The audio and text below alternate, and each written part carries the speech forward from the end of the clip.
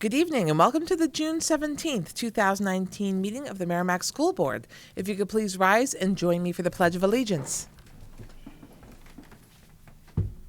I pledge allegiance to the flag of the United States of America and to the republic for which it stands, one nation, under God, indivisible, with liberty and justice for all.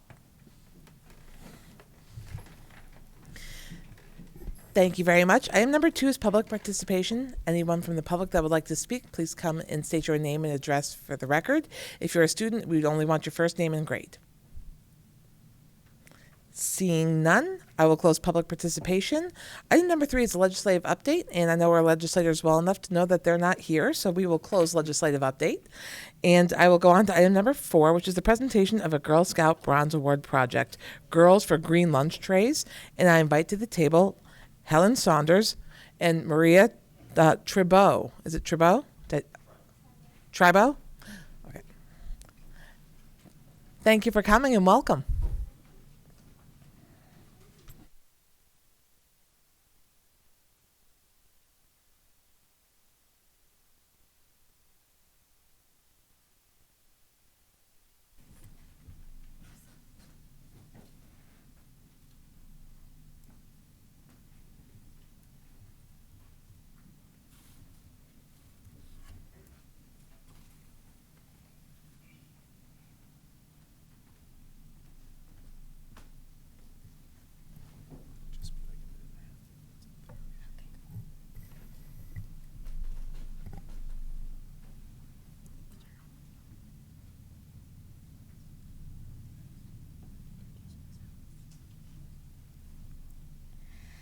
Hello, I am Maria. And I'm Helen, and we are currently working on a project we call Girl Scouts for Green Lunch Trays.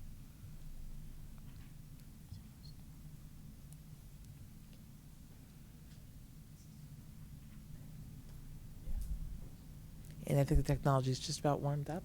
Starting to see things flicker.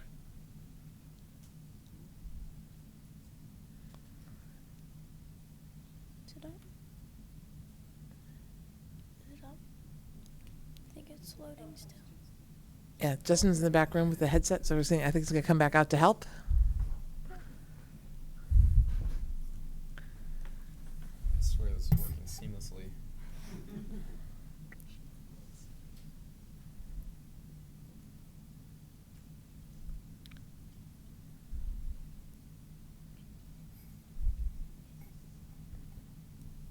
Well, they always hit the triple axel in practice, but in the Olympics, it's a little tougher when the judges are watching.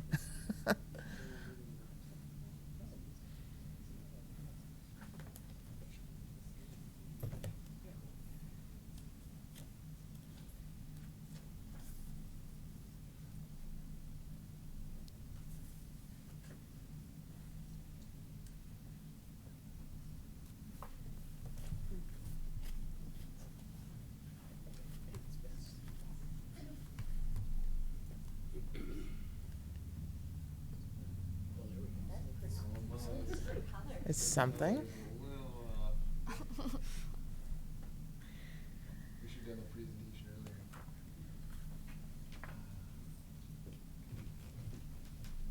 Here's your notes in case you can't get both.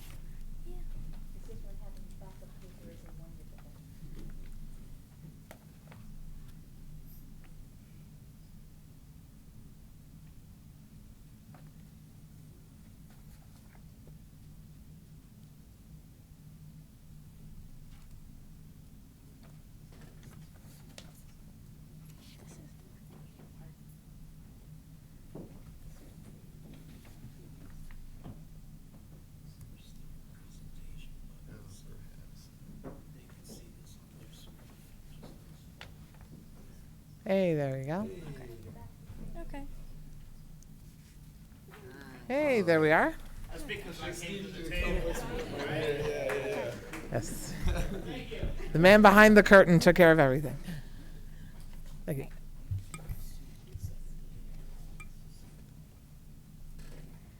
So one interesting fact is that Merrimack schools use enough lunch trays per year that if you line them up end to end, it would span over 850 football fields.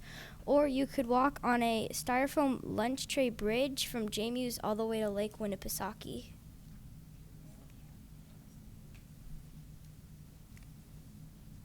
So you may be wondering, why are polystyrene foam trays so bad? Well, polystyrene is made from fossil fuels.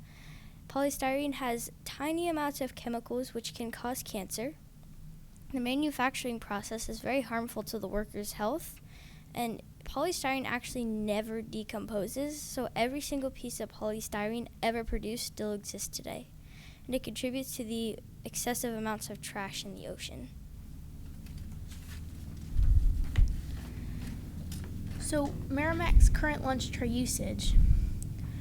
Merrimack belongs to the New Hampshire Buying Group that supplies the polystyrene trays lunch are served on, and last year Merrimack served 307,305 meals. The foam trays come in cases of 500, and we estimate that the district used about 615 cases. The cases are around $15 for the New Hampshire paper bid of 2019. So that's about 3 cents per tray. So we estimate that we spent roughly $9,500 on foam trays.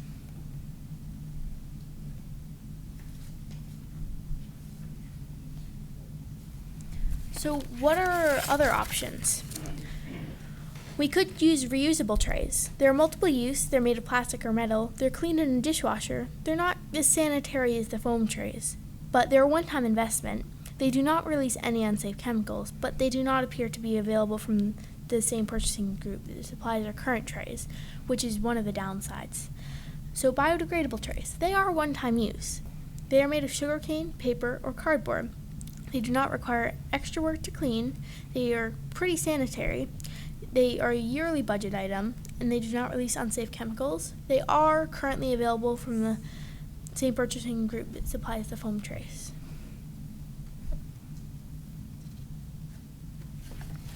So instead, we recommend the Earth Maze biodegradable trays.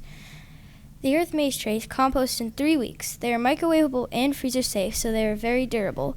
They are PFAS free. Some other trays contain a plastic binder that may cause cancer, like the Green Wave trays.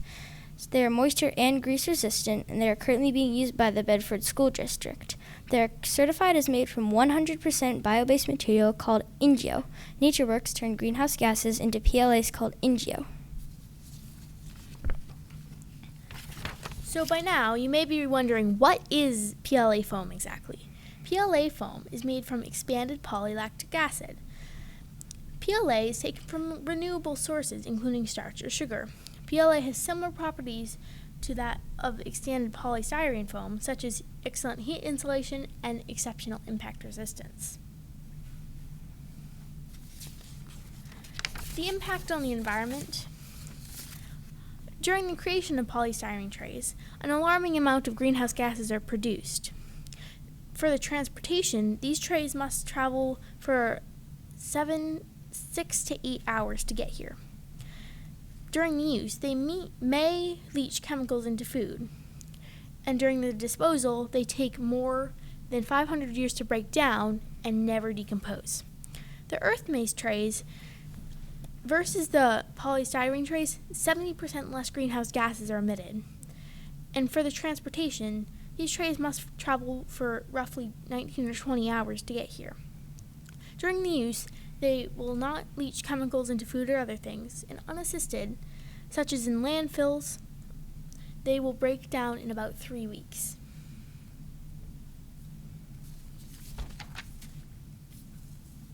So we understand that the money is going to be a big hurdle to jump, so we have a little bit of math. At 615 cases per year, we estimate that the district would spend about 53,905 trays on Earth Maze biodegradable trays per year. Biodegradable trays, on average, cost about 15 cents more than the 3 cents per tray for the foam trays, so they'd be about 18 cents per tray instead of 3 cents. So in order to cover this additional cost, we propose that the school lunch prices should be increased by 15 cents accordingly. And with proper messaging, we believe that the community will receive this increase very well. Now that you have seen our presentation, please take into consideration the possibility of getting Earth Maze lunch trays for the 2020-2021 school year. Thank you. Thank you very much. You did a wonderful job. So we were wondering if you had any questions on that. I was hoping you'd be open to answering some. Do we have questions for the board? We'll start with Naomi. Hello, thank you very much for coming and sharing this with us. I was wondering how you settled on this as your project. Well, we are trying to work towards our Bronze Award project, and we know that the lunch trays that our school used, the polystyrene ones, are very bad for the earth, and we care a lot about the earth, so we decided to try and change the trays so it would be more earth friendly. Andy? So you said that there were other options besides just these Earth Maze trays. What did you look at any other options like cardboard or some of the other ones to see either what the cost or the downsides was? Yes, we did consider the Green Wave ones, but then we just found out they have a binder in them, which is just as dangerous as the some of the chemicals in the polystyrene trays. But sometimes you go to places you see cardboard trays. Did you look at those at all? That's basically what the Green Wave ones were. They were like paper. Oh, so they were treated so it wouldn't bleed through or something, or leak or something? Okay, thanks. Okay. Cinda? Thank you for bringing this to our attention, and thank you for the suggestion. And I think one thing that's always great is when people can, there's a couple things. First of all, being involved and being able to try to make a difference and make a change. So I really admire you for doing that. And then secondly, I think your idea is great. I think it's a really viable thing that we should look into as a school board.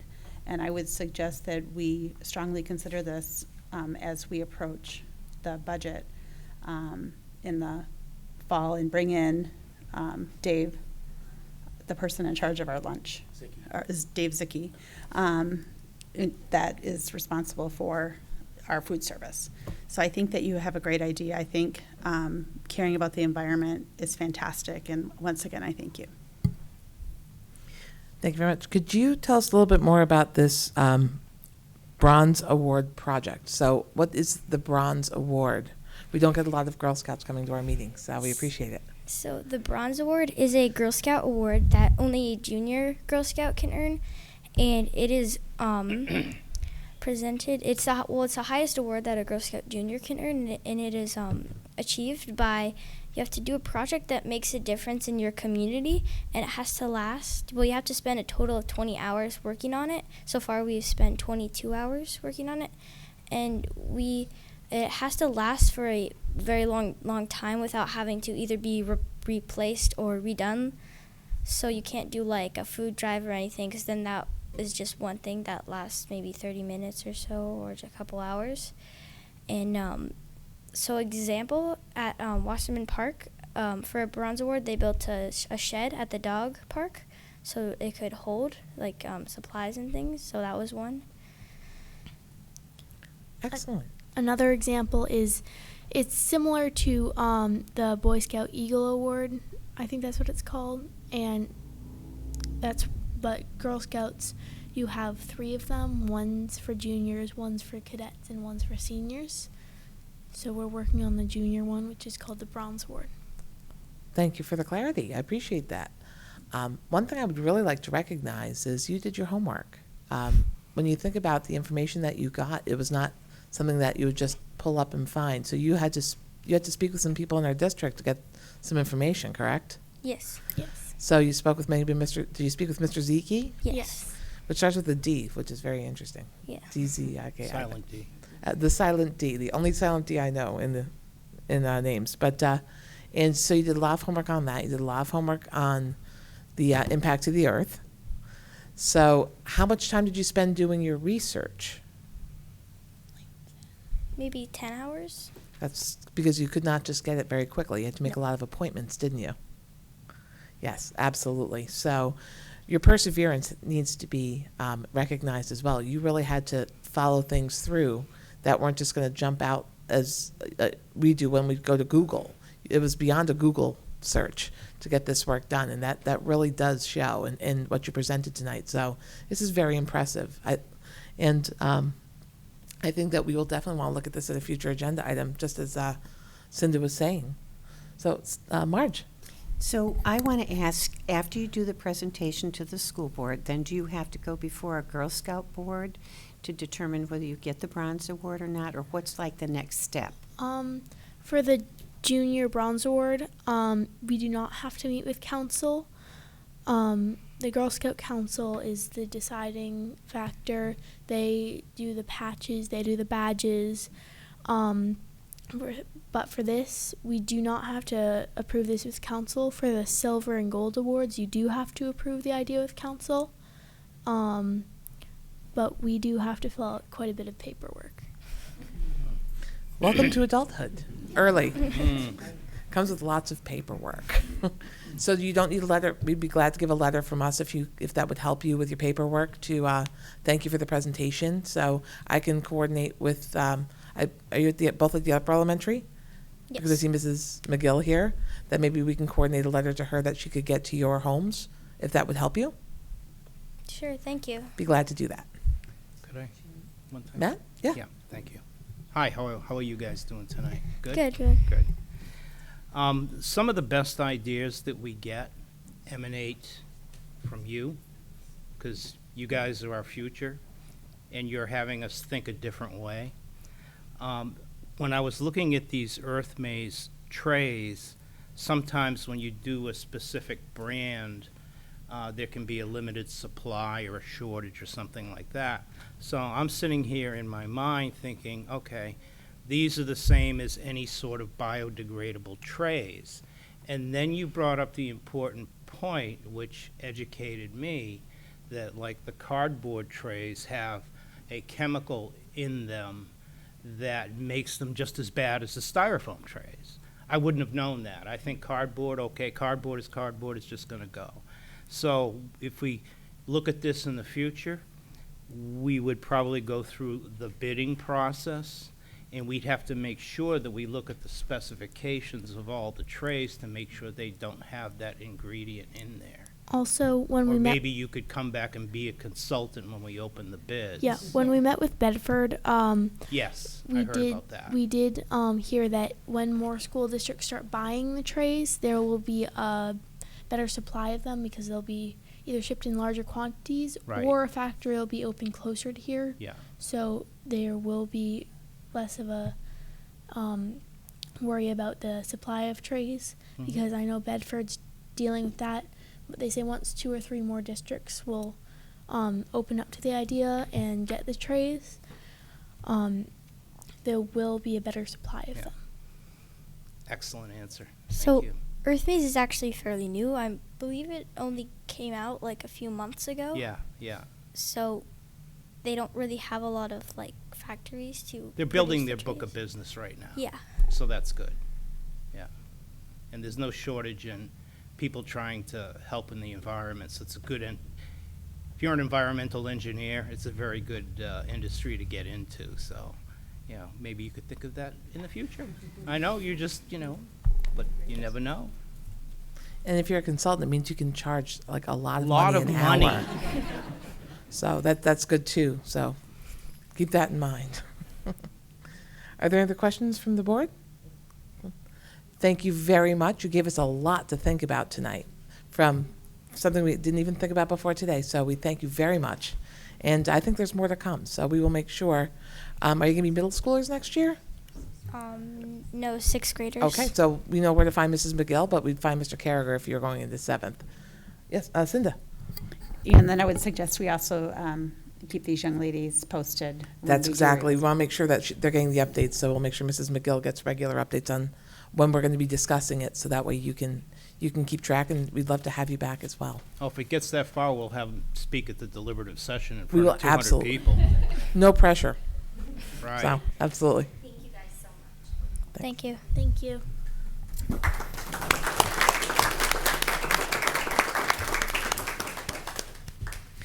And we're now on to item number 5, which is the recognition of a young inventor from Reeds Ferry Elementary School. So I invite Ella Herman.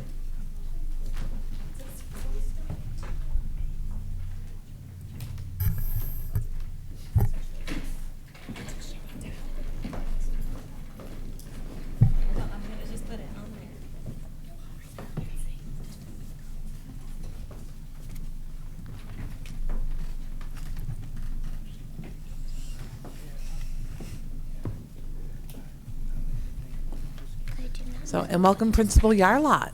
So thank you. Thank you for coming as well. And Mr. and Mrs. Herman. Mr. Mom and Dad for Mom and Dad. Ella. Where do you want Mom to sit? Yes. Hold on. What do you say? Just read your paper. Okay, wait a second. We'll get you through this, okay? So, thank you very much. I'm Kimberly Yarlott, principal at Reeds Ferry School, and I have student Ella Herman with me and her parents as well. And Ella participated in the Invention Convention, which is held every year. Any children in grades 1 through 4 are welcome to create an invention of some sort, and those inventions are brought into school and judged. And then from there on, they go to regionals, and from there on, they go to nationals. And Ella's invention made it. She was eligible for nationals, which were held in Chicago. She did not go to Chicago. It wasn't convenient for her, but it's still very much a worthwhile invention that we would love to celebrate. We appreciate you being here so that we can highlight Ella. And Ella is in Mrs. Russo's 3rd grade class. So, Ella, and Mom can help out, okay? There you go. So, why don't you start off by telling us about how you even got involved in the Invention Convention? You talk right into here. So, Miss Cronin sent home invention notices, and my mom encouraged me to do it, and we talked about different ideas. She was having a hard... My mom was talking on the phone with her friend in California, and she was having a hard time hearing her friend because of the mask people in California were wearing because of the wildfires. Mom suggested a mask with a microphone clip on it, and then I said we should put stickers on masks. Stickers on the masks, so that wearing the mask would be more fun and kids would be more comfortable wearing them. I also got the idea to add felt strips to the mask to make them more comfortable. Then I put my poster board together to show my invention. At the state competition, I won Most Environmental Award, and I was invited to go to Chicago to share my invention at the National Invention Convention. It was a really great experience.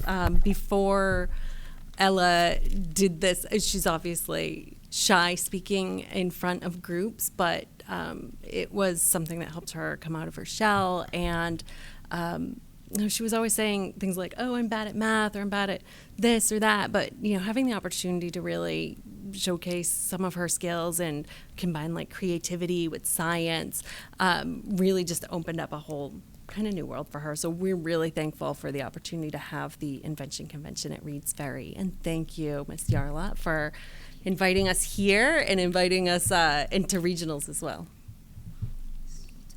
So thank you, Ella. I don't think you're off the hook yet, okay, sweetie pie? Because did you hear how the board asks questions? So I bet that they have some questions for you. Do you think? Are there questions from the board? We'll start with Naomi. So one of the things I've noticed over the last few years is that these masks are everywhere. They're not just in hospitals anymore, and they're used for wildfires. They're put out in waiting rooms in case people have the flu. And so what I really like about your idea is that it helps so many people in so many different ways. But I wanted to hear more about the stickers. Do you have certain ones that you like most, that you think should go with it? How would that work? You designed a couple. You want to tell them about what you started designing? What was your favorite one? Was it the ones with the animals? Yeah. The animal faces were her favorites.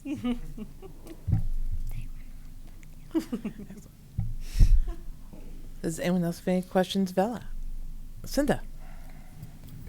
I'd just like to say it looks like a great idea, and what a neat way for people to be able to add their personal touch kind of like you can in an avatar or something like that. I just have a question as to what group of people you see using your mask the most. Who do you think would use them the most? People, you designed them because of the wildfires, right?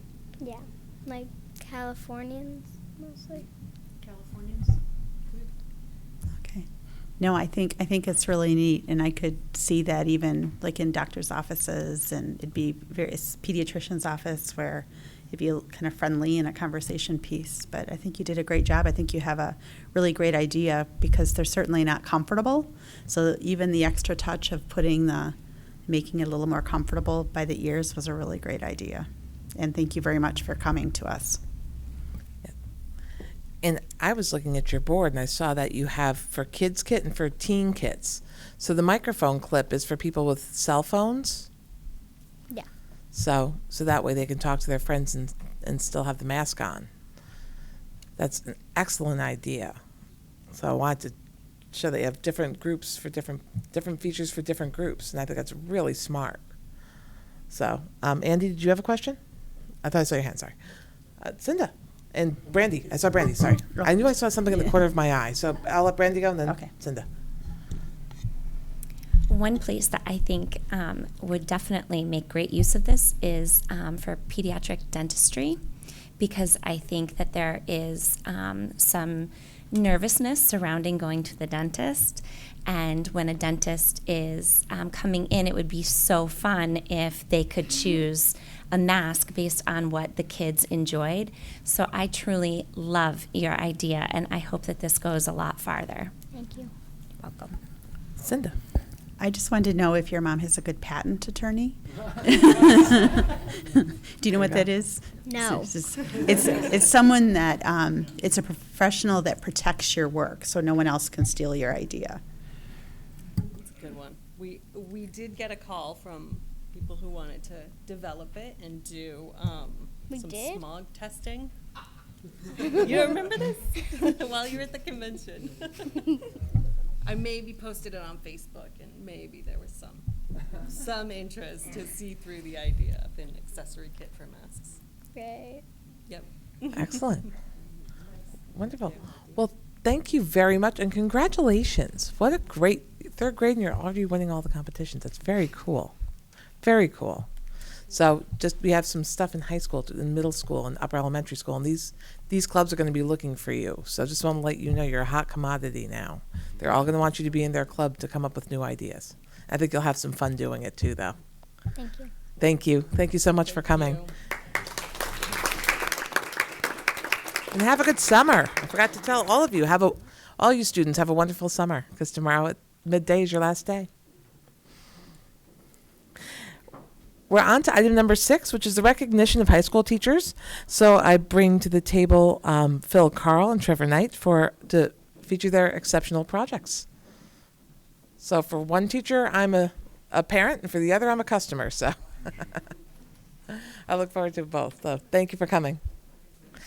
And I introduce Sharon Putney will be introducing. She is the principal of Merrimack High School. So thank you for coming the night before your last day. There you go.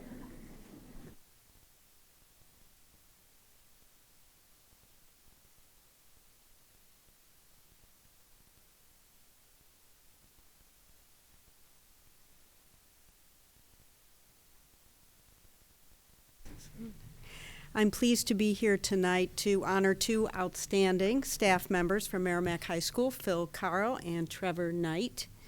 First, I'm going to talk about Phil Carl. Phil Carl teaches woodworking, advanced woodworking, and Woods 3 creative enterprise at Merrimack High School.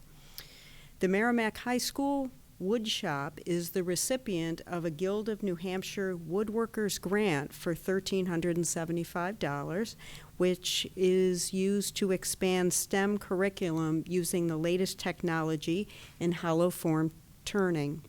The grant will be used to purchase a tool stabilizing device that attaches to a woodworking lathe, enabling students to make advanced, distinctive hollow form vessels and lidded boxes. These and many wood projects have been on display in the high school, And before the spring concert, there was a whole display set up in the lobby. There were kids doing demonstrations there, and the work is absolutely unique and beautiful. Over the past 20 years, Phil Carl has been overseeing the consistent expansion of the woodworking lathe turning curriculum. Nearly all students enrolled in any of his 3 levels of woodworking have the opportunity to experience this form of woodworking.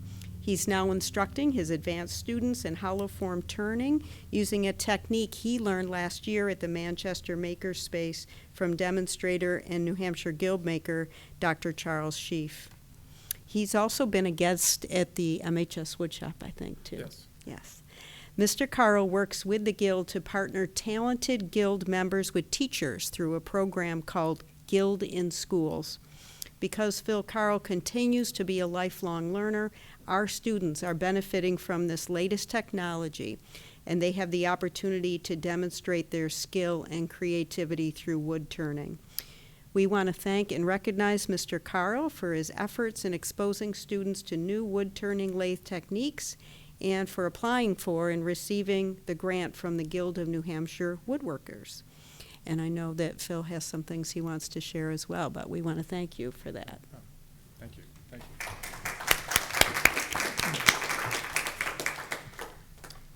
So if there's any immediate questions, we can. On? Okay. If there's any immediate questions, feel free to speak at any moment. And the process with regards to the lathe turning is that back in 2000, right around 2000, there was 2 lathes in the shop. And I had the opportunity to meet founder, one of the co-founders of the Guild of New Hampshire Woodworkers, John Siegel.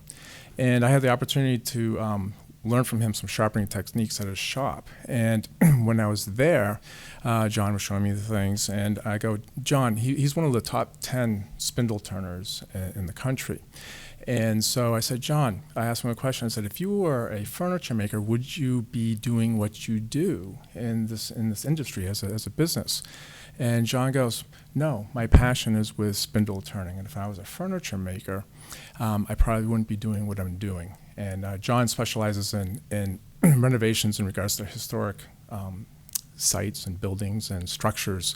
And he's hired throughout the country for doing spindle work and balusters and all that. And then I have another, so with John, I said, oh, spindle turning. And then I have a dear friend, Dave Myers, who's a master furniture maker in regards to high boys and dressers and all kinds of fabulous, he makes his own veneers and joinery. And he's a furniture maker. And I was at his shop, and he was working on a high boy, and he had all the drawers out for making the pins and tails on dovetails. And I go, Dave, why don't you just use the Lee dovetail jig, and you can make them, and they'll snap together perfect, and you can be on to the next step. And he goes, well, I've perfected it by hand so that I can do it almost as fast. And with a woodworker, you want to give yourself a little extra once in a while. And so he enjoys the process of making them by hand, seeing if they fit. Occasionally they do pop in perfectly, and other times they don't quite fit. And he goes, then I put on my thinking cap and see where the what's not working correctly, and make some adjustments, and then it fits perfectly. And he mentioned that with his passion, he goes, I really like the characteristics of the handmade dovetails. It's part of him and what he puts his pride and his work into the pieces that he sells. And so then I was looking at it, it's like, wow, we have spindle turners and we have furniture makers. There's 2 camps, and there's like left brain and right brain. And back in the early 2000s, I said, okay, I have 2 lathes. A few people get to use it in the shop. And I said, am I doing a disservice for a part of the population here at Merrimack High School that's taking my classes? I have left brain and right brain people coming into my class. And so at that point, I said, and I enjoy turning as well, I said, we're going to expand the lathe turning facility. And so over the years, with support from the Guild and the district and school board, we've been able to expand to 16 lathes now in the shop. Nearly all students taking the program are able to experience the lathe turning. And we have students that sign up for the classes. They come in before before school, during the lunches, study hall, after school, and the ones that have been able to submit work into competitions are very passionate about their work, and it's been a real joy seeing the success and having a 16, 17-year-old male or female have a project, look at the material and say, "Isn't it beautiful?" Yeah, that doesn't happen very often, and so that has happened numerous times. So it's been a great ride. I do have some pieces here, and there's actually, I'm going to brush off my Latin, which I never took Latin. So I have this poster on my classroom, and it's the motto of MIT, Massachusetts Institute of Technology. And the motto is mens et manus, and what that stands for is mind and hands. And so with that being the motto of MIT, it then goes on to say that mind and hands, look at a problem, invent a solution. Generations of students, faculty, and alumni have built their careers on it. And so I see that every day in my room, and I see the students problem solving and saying, "Oh, Mr. Carl, it doesn't quite fit." And I say, put on your Sherlock Holmes hat, and we're going to take a look at it. And all of a sudden, they come back a few minutes later, "Wow, it fits."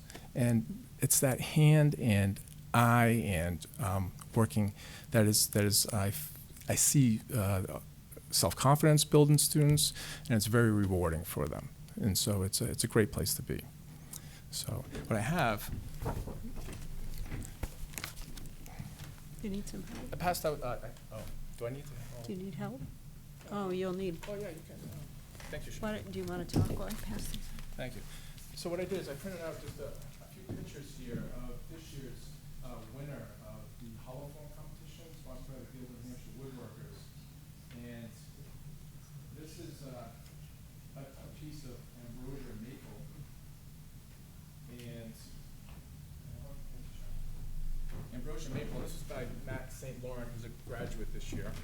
And Matt has an extensive portfolio of projects over the past 2 years. And this hollow form, the wall thickness is 3/16 of an inch thick from the top to the very bottom. And that is using this new technology. Trent Bosch is a world-renowned woodworker. He has come up with this technique in regards to turning that involves a camera and a monitor, and students can know exactly where the tip of the tool is inside this small hollow form, and we can obtain wall thicknesses of about 3/16 or less. So that's the first page, and then here's the second page is a picture of Matt actually making the object, and that's with a lathe that we were able to obtain 2 years ago. And you might be able to see the TV monitor up in the left-hand side with a transparency that kind of looks like this. And the black line here is the tool itself. And this distance here, even though it's not proportionally what we see right now, is actually the 3/16 of an inch. So when this red line reaches the edge of the project, you have now obtained your 3/16 thickness as it goes closer. So that's what he's working on there, and he's pretty close to the edge. And then the next page shows a little different view of the arm structure of how it works. The camera's on the top arm, and then the tool is attached to the bottom where it enters the project itself. And then I'll talk about the other pages just in a second.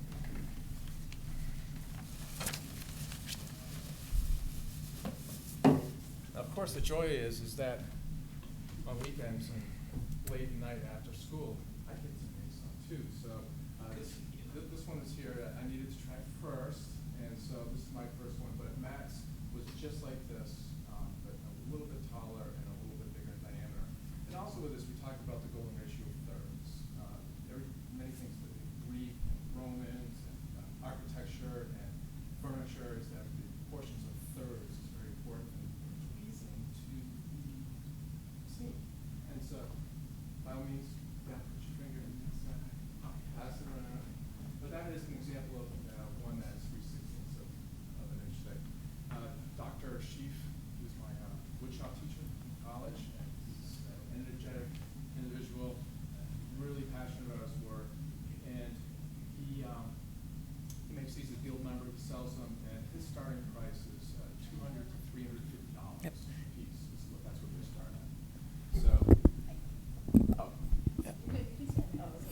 Phil, just grab it, Phil. You know me. All right. So Dr. Sheaf, right, I demonstrated at the League of New England Craftsmen, which is the first week in August, which if you've never gone, it's a great week up there, and I demonstrated on Wednesdays for the Guild. But Charlie is also a member, Dr. Sheaf, and he makes about 12 to 16 of these, and he sells them, but his work is phenomenal. And I'm so glad that I saw his demonstration, because I tried a hollow form about 5 years ago, before knowing this technique. And this is as far as I got. I left the bottom and so forth, but this took over 3.5 hours. The tool goes 1 inch into the object. You need at least 4 inches of handle for leverage, and you actually find yourself sitting on the lathe in order to do it. And so after 3.5 hours, my shoulder, arms, neck were basically pretty wrecked, and thinking of the students possibly doing that was out of the question. And I said, boy, this is the next level of turning from spindle to bowl to hollow forms, and I said, it's not happening here. It's not happening. And then seeing the demonstration, and now it's like, here we are. We're there. So starting next September, we'll have 2 stations with this technology, and we'll be moving forward with that. Oh yeah, the bottom's not finished, but by all means, pass it around. Do you have different size bits that go in this as you traverse down into the? I'm sorry, I'm just fascinated. Yeah. Okay, yeah. Yes, go ahead. Yeah. So this is the tool that's needed. This is the tool that's needed for the hollowing, and it attaches to the accessory. And here's the idea of that you need. So for instance, if you have a hollow form that is 6 inches tall in the depth that you're cutting, you need 24 inches of handle for stability, for leverage. And with this new accessory, it changes that, but we still use the big tools. And it has this gooseneck so that you can go around the corner from the inside. And so it works in there. And it's a great experience for the students. So yeah, sure.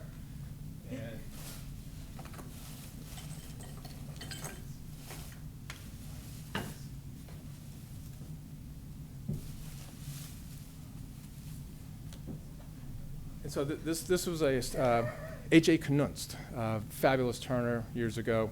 And he wanted me to have this. This is a birch union, and he had a fantastic artistic eye.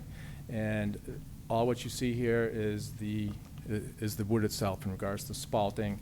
This is right here where this great grain pattern is a section where the tree goes from one trunk and it veers off into 2 trees. So it's called the union. And AJ was very talented. And then we have the bowl spalting. Yeah, that's right where and it has a starburst pattern that's just phenomenal with the right pieces. There's some spalting. And so since I have this technology now in the shop for these larger ones, I'm starting students right off after they make a spindle project, keychain, tops. I put them right into miniature hollow forms. And this is just from a tree branch. And we make these, I think, very unique little vases. And when it's green, it cuts very nicely. And what happens is that as soon as the tool enters the end here, you have now lost the sense of sight. You cannot see it.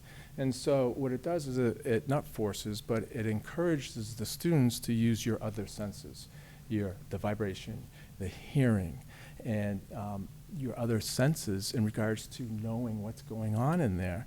And with just a tree branch, it's not expensive. There's a lot of tree branches around, and they can basically come up with a form like this in about 35 minutes. And so in a 50-minute class period, they get a great experience. And with this being green is that what's great fun is that I try to encourage them to obtain a wall thickness where when you put a light in here, it's translucent. And so when they when they do that, they go, wow, Mr. Carl, it's glowing. And so where it's not glowing indicates where the wall thickness is thicker, and that's where they need to do some more work, all right? And so they try to obtain an even transparency, which translates directly to Peter Block. If you've ever heard of Peter Block, he's in New Hampshire. He's famous for these fabulous lampshades, and he's the one that kind of pioneered that. And they're made out of poplar, and been able to meet him numerous times and so forth. But it's a fun little experiment.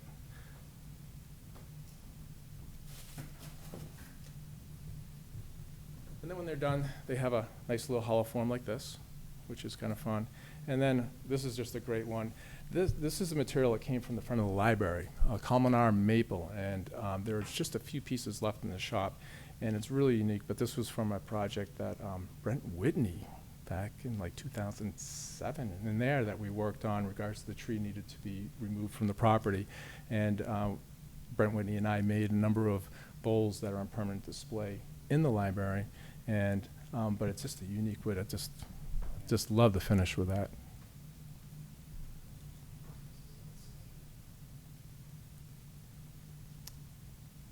So I'll go back to the. Thanks.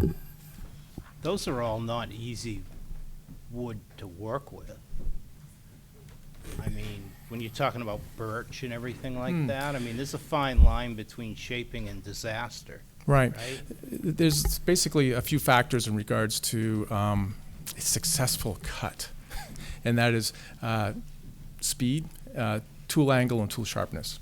And those factors is that if they're all in sync, then you can obtain a pretty good finish and things go well. If any one of those are not aligned, then life is definitely more difficult, and things change. So it's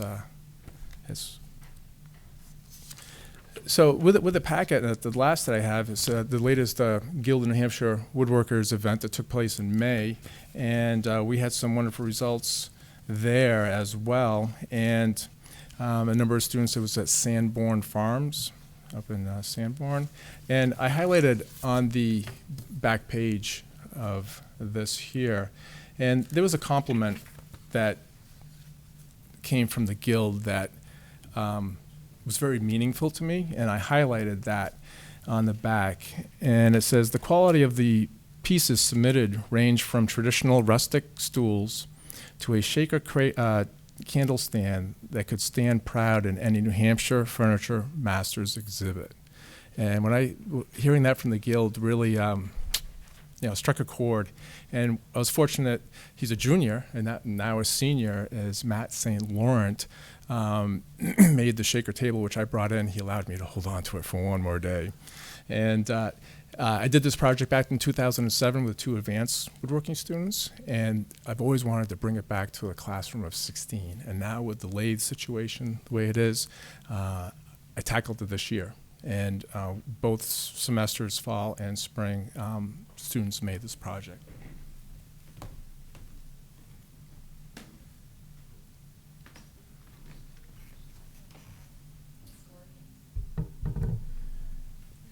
So with the judges, there was 3 of them at the Guild, and between the 3 of them, there was over 150 years of professional woodworking experience. And they looked at it, and they looked at it again, and they couldn't find anything wrong with it.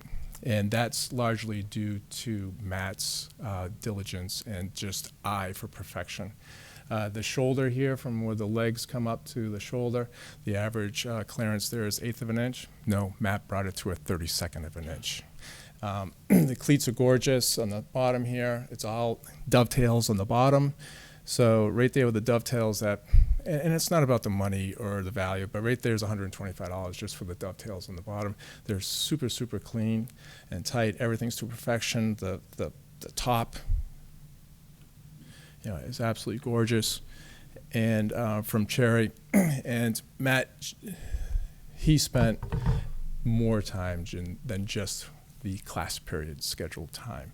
And it's a fabulous project. I've seen this type of project for over 12 years in different competitions. And Matt, I'll have to say, this is the best one I've ever seen from a student. So it's, I wanted to make you know, for you folks to see that, because this is a student that's in the district, you know, and he did a fabulous job. Amazing.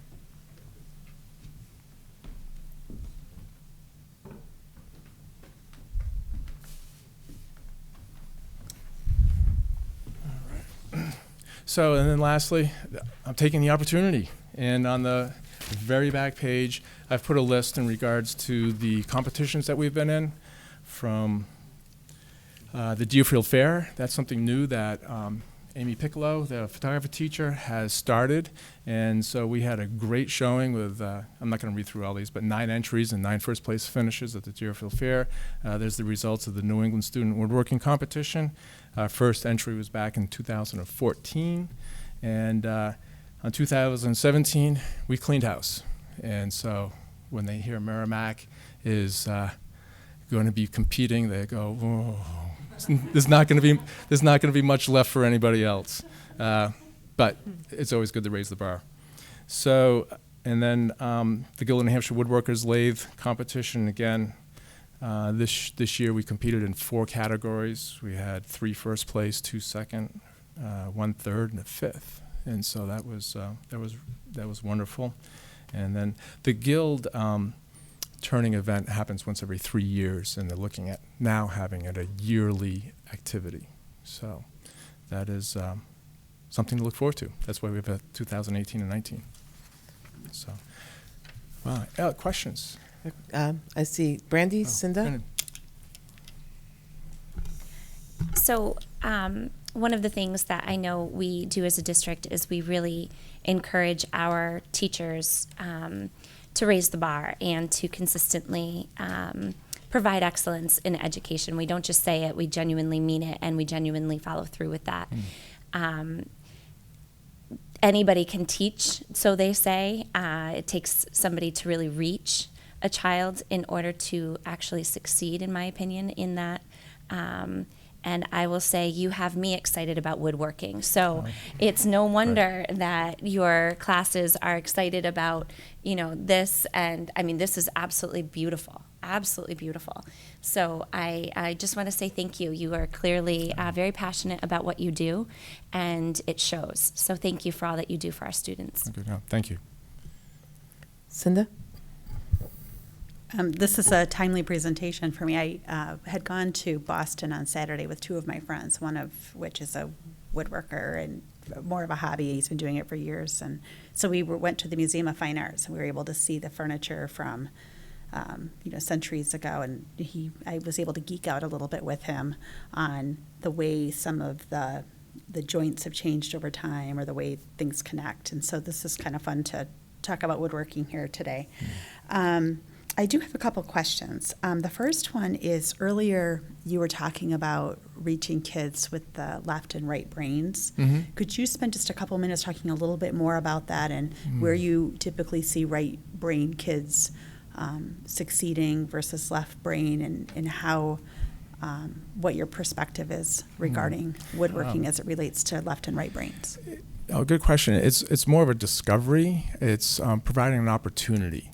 So by looking at students sitting in the classroom when we're going over some of the instructions, it's hard to pick out, but the ones that kind of doodle, and the ones that you see sifting through the scrap box and picking up pieces and manipulating, they're the ones that have that creative and are thinking aspect of it, which typically accelerate more in the lathe turning aspect. It's more of a creative experience.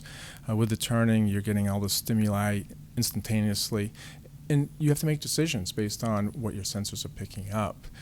Furniture making, there's plans.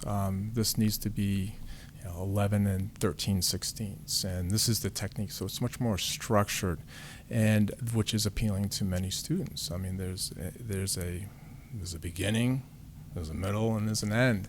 And with late turning is that a project is not complete until it's done. I've had students putting on the last coat of wax while the object is spinning, and all of a sudden the crack develops, and now it's in 2 pieces. And so it's not done till it's done. And so that also takes a frame of mind to understand that, even though your passion, your feeling is like, I can't wait to take this project home. those that have made a few projects have to settle back a little bit and say that it's understanding that it's not done till it's done. So it's a great growth experience for both camps in regards to that left and right. So I don't know if I answered the question, but it's ongoing, and I can't really say there's a defined up front that I see. No, I can see where that you really almost need to be strong in both areas, and to be able to, not a requirement, but I can see where both areas really fit into the process. There's an opportunity for both, and that's that was one of the goals that I saw. So tell me, like, if kids are working on something and they need extra time, what kind of hours are available for them if they are really ambitious about it, or they've taken on a big project, or what opportunities exist for them to be able to use the shop? Right. Well, the teachers were always available for additional time in the classroom. For instance, Matt St. Laurent, there's a culture in the wood shop, and he would come in, and if I'm lecturing or we're doing a demonstration, there's absolutely no noise, and he knows the right opportunity and these students. So there's a culture there, and those that start understanding that culture, the door is wide open for them. So it can happen during almost any period during the day that they can come in, that I'm there for those that understand that. And those are the students typically who are in the midst of taking Woods 2, and then, of course, the Creative Enterprise class as well. So it's, I do select. There's others that don't have quite that sense, and I, in a nice way, say, hey, this is what's expected if you want to be here. Okay. The other question I have, I think I have two. I have two more questions. So the other one is regarding community education. Do we offer any intro to woodworking for anyone in the community that might be interested? Well, I think it's over. I've been teaching an adult ed, a lathe turning class, and I've been involved with adult ed since I did my student teaching back in 1987. And so, so I've done, I haven't kept count, but probably over 20 years of adult ed in the fall. Okay, so we're doing that currently, and we did it last fall. Okay, and all right. I received the email saying, "Are you going to do it this fall, Phil?" And I need to make a decision on this year or not, and Great. so forth. But in the spring, it's there's a lot of demands in the spring in regards to. I have freshmen through seniors in my classes, and there's a lot of demands in the spring time-wise, and so I don't teach it in the spring, and so it's always been a fall. Okay. Yeah. And then my last one is just from a perspective standpoint. How long does it take generally to make, a couple of those items? Just a rough estimate. As I mentioned, the large harleform that I made, that with just a little bit of practice, it's under 2 hours to hollow it out, to create the profile and hollow it out. And then by the end, as you see it in the state that it is right now, it's about 8 hours. Okay. And so 8 hours would be a fair number for any of the finished projects for the lathe turning.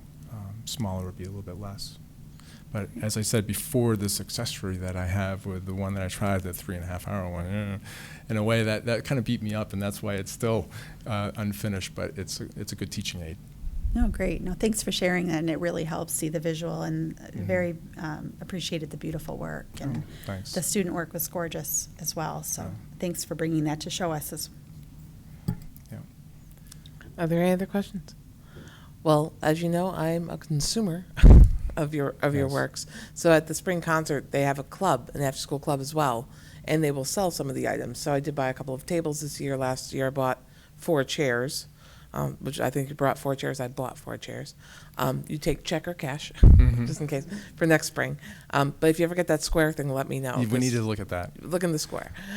We have to talk to Priscilla. Yes. Actually, Mr. Chevenel. There you go. So, but on that note, it helps to self-fund some of the programs you're doing after school as well with that. So, it really gives kids not only, the skill set, but it gives you the entrepreneurial spirit as well.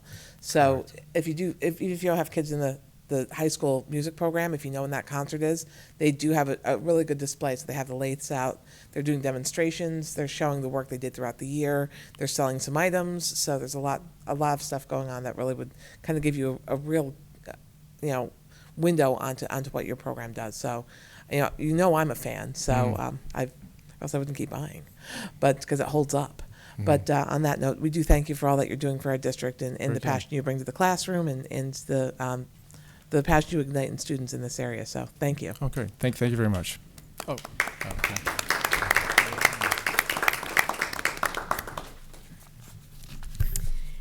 And now I want to talk about Trevor Knight a little bit. Trevor has been a member of the Social Studies Department at Merrimack High School for the past 18 years. He is also the advisor for our annual Senior Service Day, and we want to recognize him tonight for an amazing job. Monday, May 20th was Senior Service Day. 191 seniors participated in this year's Senior Service Day, which is nearly 70% of the class.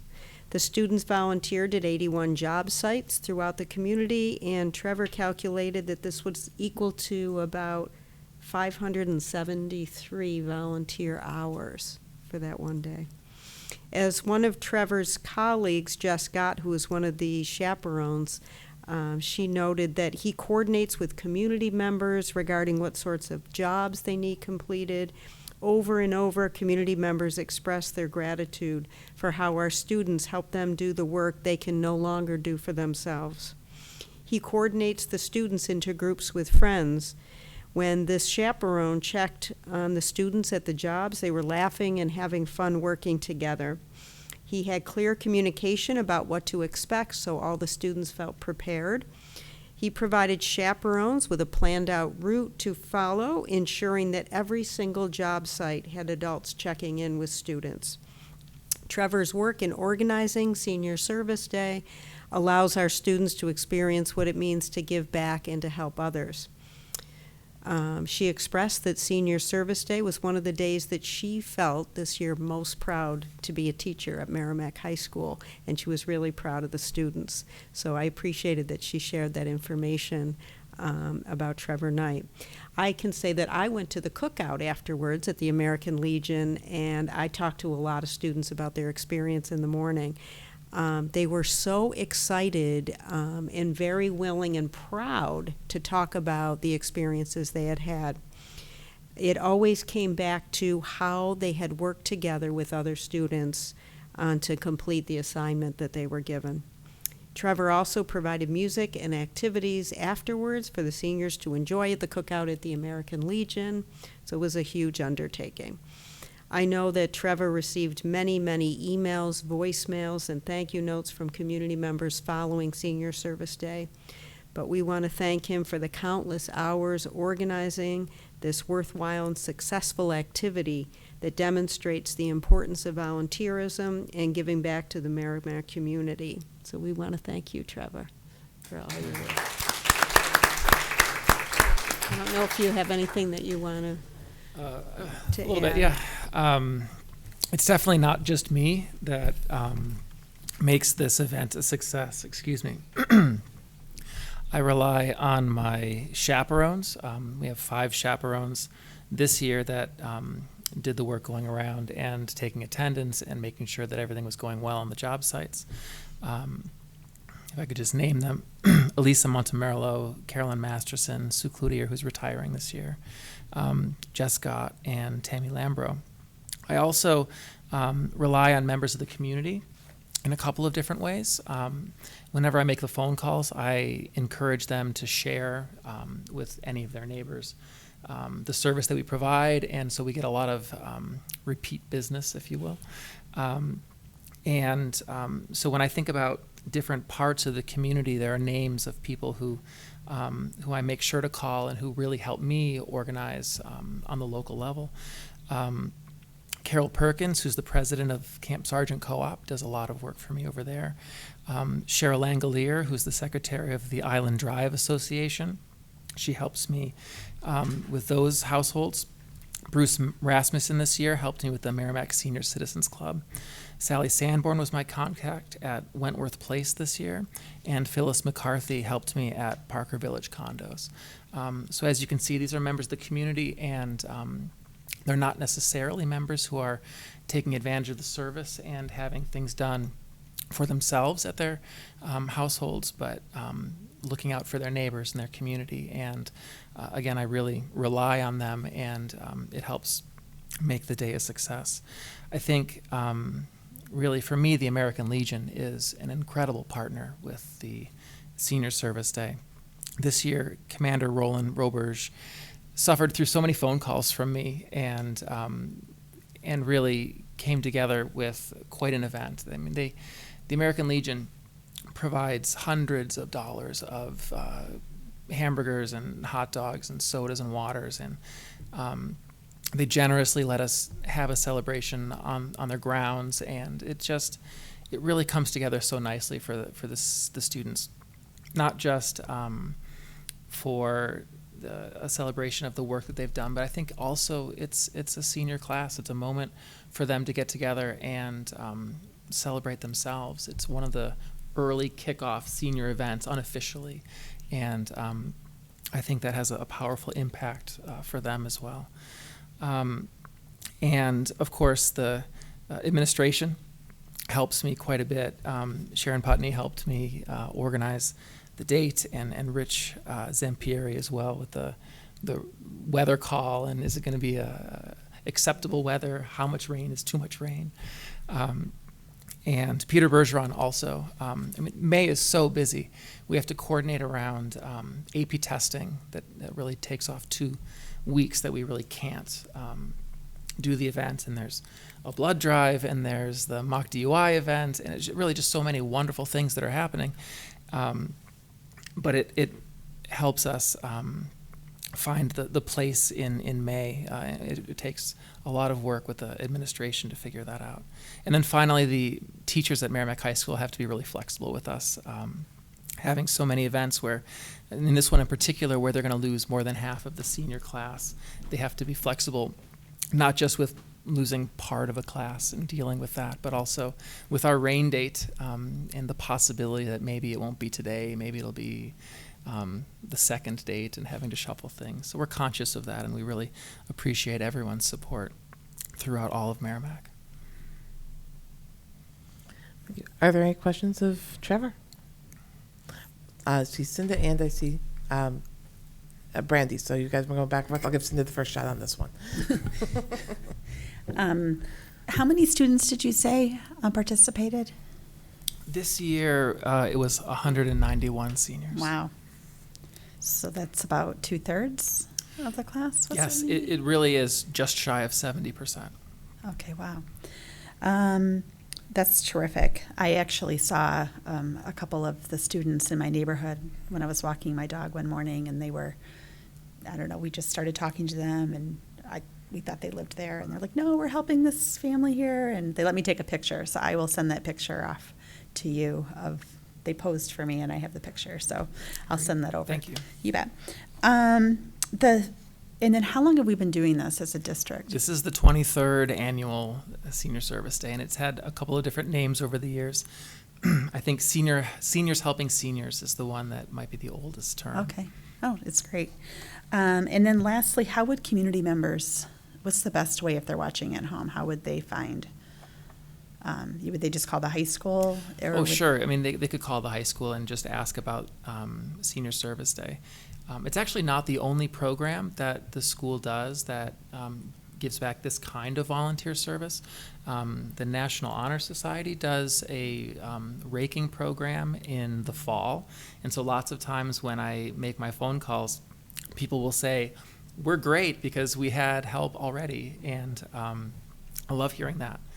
And then there's also Merrimack Cares often does some gardening events as well. So I'm sorry, I lost track of your question. No, that's fine. No, that's fine. No, I think it's great. I mean, we are one community, and to be able to witness the community pulling together one more time, in so many different ways. But I think it really speaks to what a great community Merrimack is, and what a great group of kids we have that go out and just pay it forward. Thank you. Brandy. So I just think the world of this. I have a huge heart for giving and would love to see that trickle down into the youngest generations that are coming up through our district, to be able to have an opportunity at the senior level to experience it is incredible, and to see firsthand, have them see firsthand how happy they're making the people that they're giving back to is so incredibly rewarding, and hopefully will be the push that they need to continue wherever they are, and as they go through their college years or whatever is their next chapter, to be able to continue to give back. So I just want to say thank you for being able to reach so many kids that eventually will hopefully in turn pay it forward to the next generation that they're raising. So thank you very much for all of your contributions, not only to our town, but to our students. Thank you. Andy. So do you know if there's any opportunities like in the middle school where volunteerism is promoted or anything like that? Or is there, I'm not aware. I mean, it's kind of interesting because we talk about all, like, at the senior level, all these different organizations and opportunities. And I'm trying to think, hopefully this isn't the first time that students are provided the opportunity to do the volunteering and stuff. So I don't know if I would say they do things like food drives or whatever, but not necessarily going out into the community and doing like raking or something like that. But they will mount a campaign to do something, like, again, to stem hunger or whatever. But it's just not as evidenced, as doing something physical. Okay. I remember coat drives when our kids were in middle school. Yep. And at the high school, really, I couldn't tell you how many organizations have some component where there's volunteering that happens. So there are just so many opportunities when they are at the high school to find an organization and be able to give back. So we know each other from the classroom. We spent the last 2 years together at parent-teacher conference. So when you were on the agenda, I was very excited that you're coming to my house, as I said. But I just know that you really do have a passion in the classroom, and you really are all, as the chip says, all in. So we see that, and I'm so glad it extends beyond the classroom with this program. I didn't realize how heavily invested you were in that, because I don't have a senior yet, but in a couple of hours I will. So on that note, I look forward to having my first and second in the next 2 years time for Senior Service Day.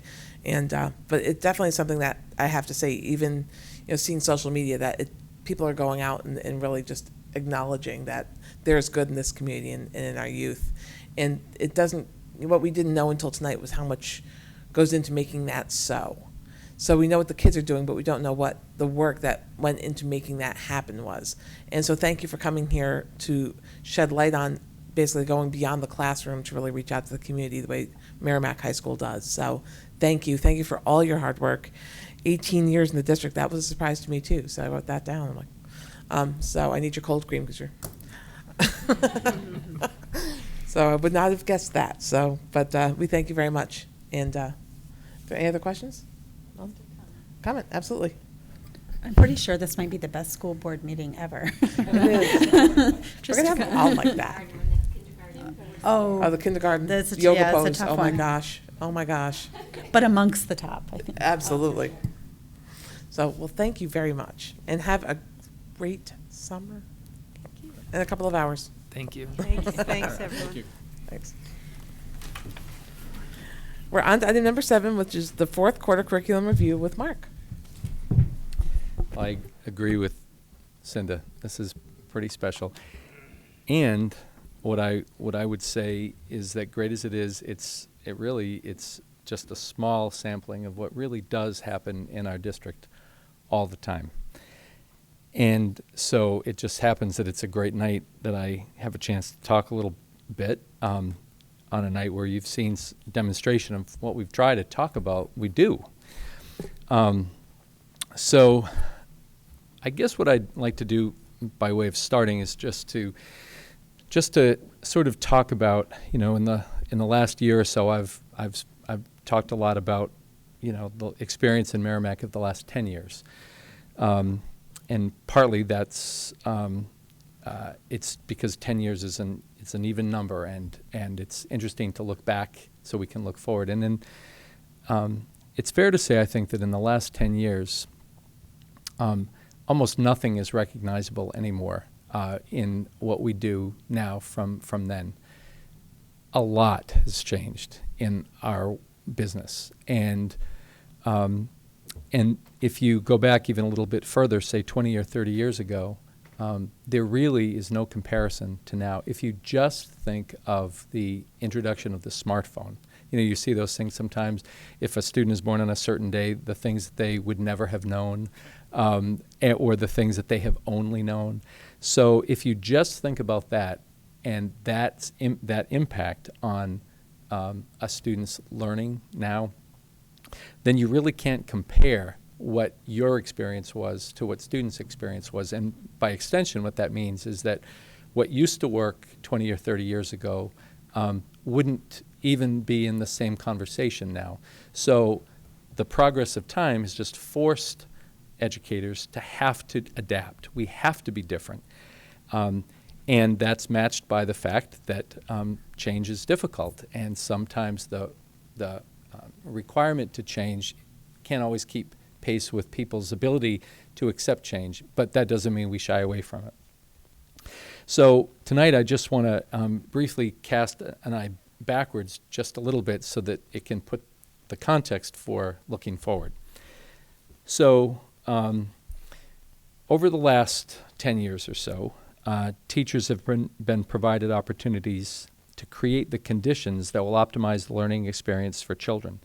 And by that I mean, if you think about our K-12 curriculum initiatives, in the last 10 years we've redone our math curriculum, our science curriculum, our PE curriculum, our art curriculum. We're working on our social studies curriculum, our health curriculum, and our world language curriculum, just to name those, with the addition that our ELA curriculum is constantly being reviewed, really not on any kind of a 10-year cycle, but just constantly being reviewed.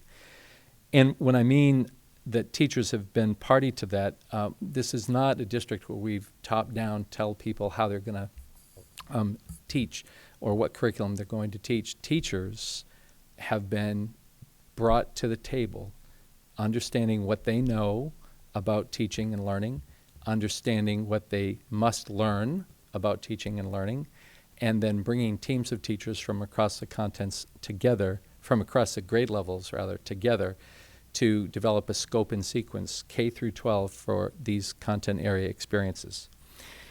Over the last 10 years, in addition, the district has developed and been supported in that development with a significantly expanded network infrastructure with accompanying hardware and software to help instruction adapt to 21st century student needs. That's been a big, big project, and Nancy Rose and Matt have been instrumental, as you know, in creating that to happen. It doesn't just happen. And there's a lot more work to be done, a lot more intentionality that needs to be done about making choices for the purpose at hand and the tool that I need to achieve the purpose at hand. But you can't make those choices until you have an infrastructure in place that allows you to have them as options. Otherwise, you can't make a choice that doesn't exist. Meanwhile, the district has developed a comprehensive plan to address students' social emotional needs to help them be ready to learn. The district has studied, learned, adopted, and implemented consistent and rigorous set of,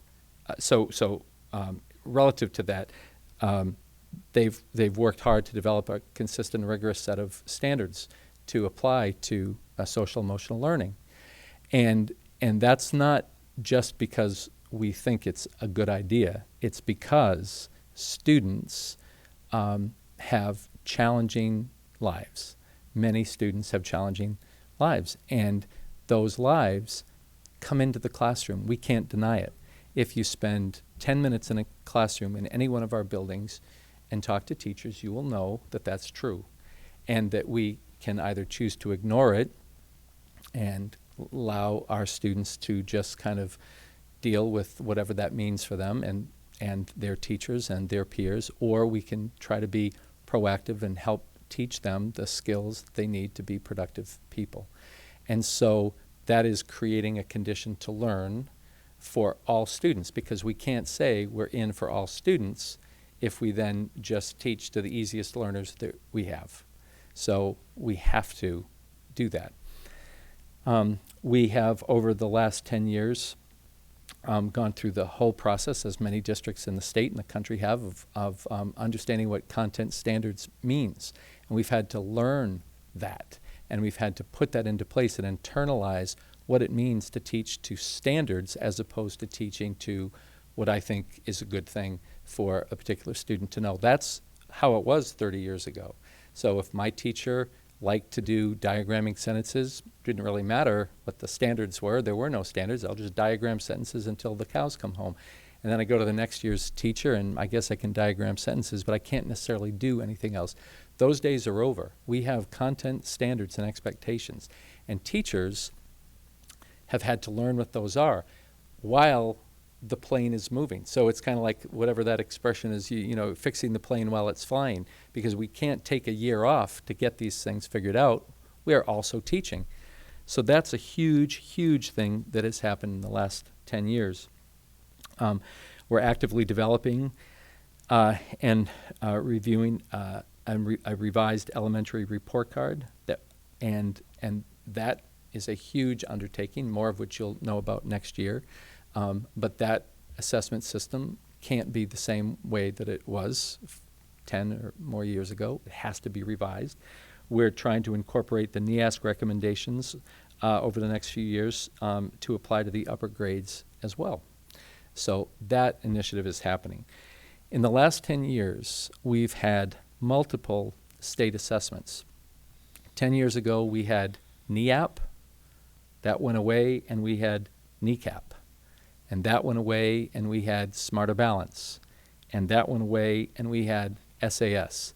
In 10 years, our students and our teachers have had to adjust to the expectations of 4 separate statewide assessments. So when the board has looked for something approximating a cohort profile, it's been very, very hard to give the board that, because each new time the state has asked districts to accept a new assessment system, that has meant that we can't rely on the results of the previous one, because there are fundamental differences. There are a lot of things that are the same, but enough things that are different so that it makes comparing one year to the next challenging.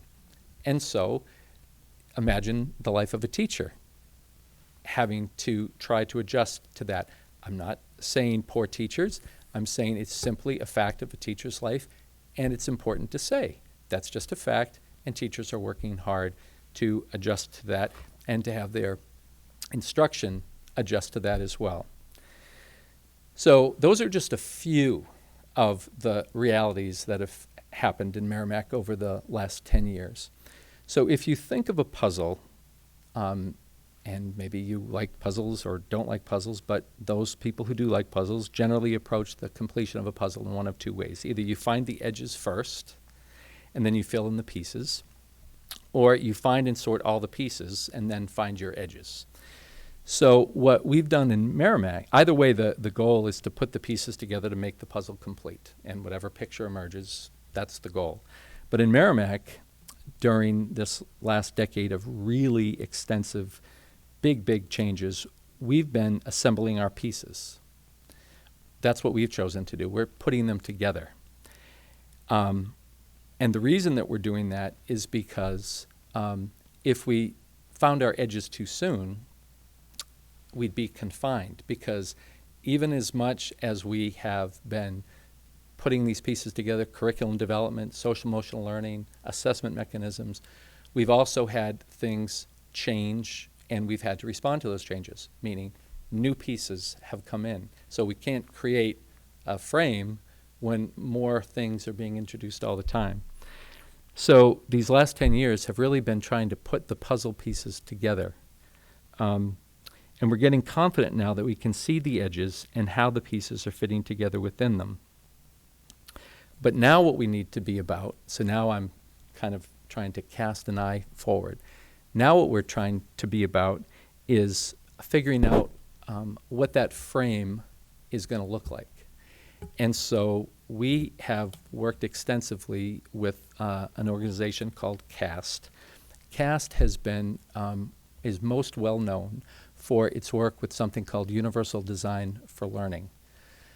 And put simply, it's a framework for connecting and integrating all the pieces in this complicated work. So what we've done is we've given teachers a lot of puzzle pieces, and they have worked mightily to put them together, sometimes with success and sometimes with less success.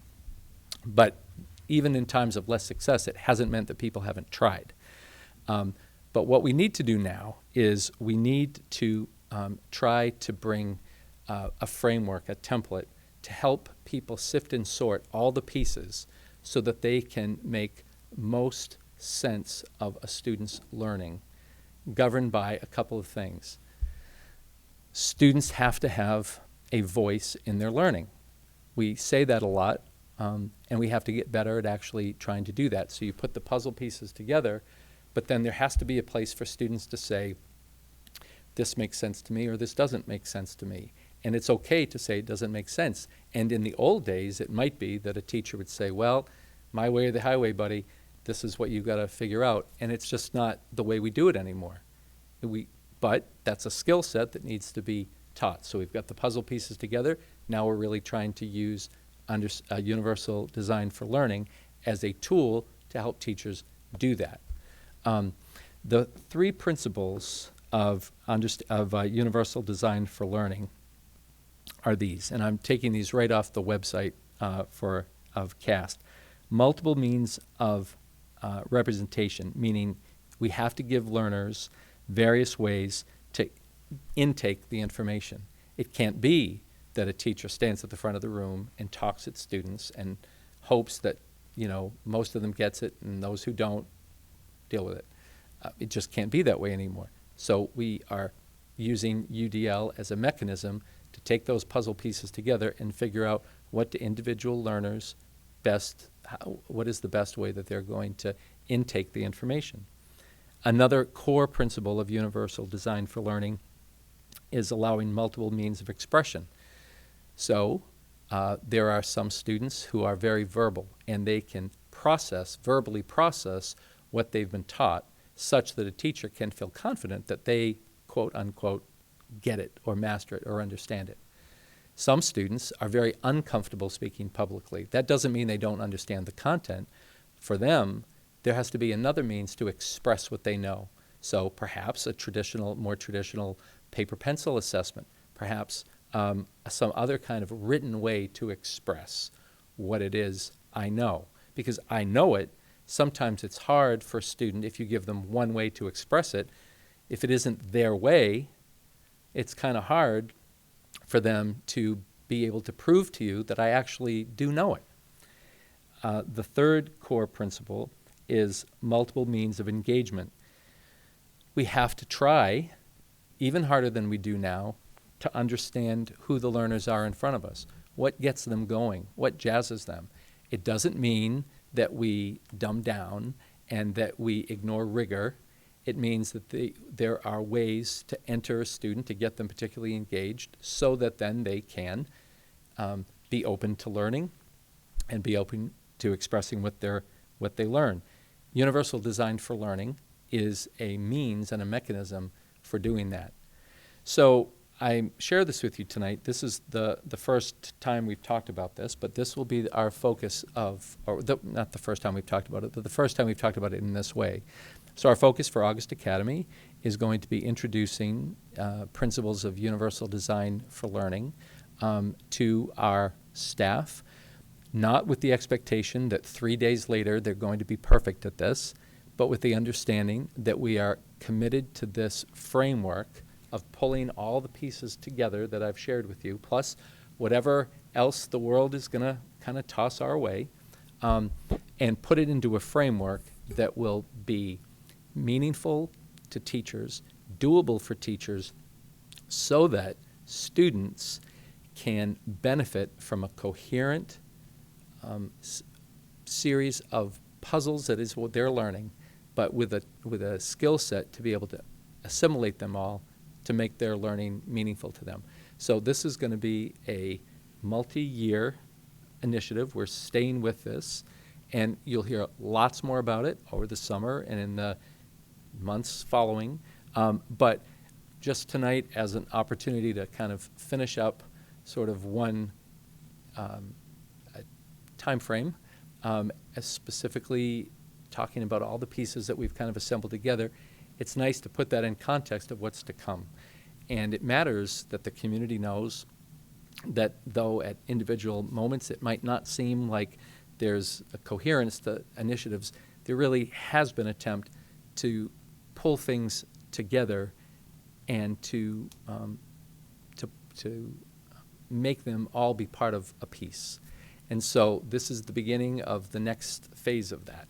So I just shared that with you tonight. If you're yearning for details, that's good, and more will come as we continue to move along, but that's looking backwards and forwards kind of all in the same way to sort of end the curriculum review for this year. So I'm happy to answer any questions you have, but there it is. So I'm going to go north and south there. So I'll start with Andy, then Naomi, and then Mike. It's more northwest to southeast. But anyway, yeah, I'm very analytic when it comes to this. So, Mark, thanks a lot for sort of putting that together, because anybody that's been paying attention to the district has seen a lot of these changes and evolutions, and I think it's safe to say that the change in all the standardized testing over the last 10 years has been maddening. There is this belief that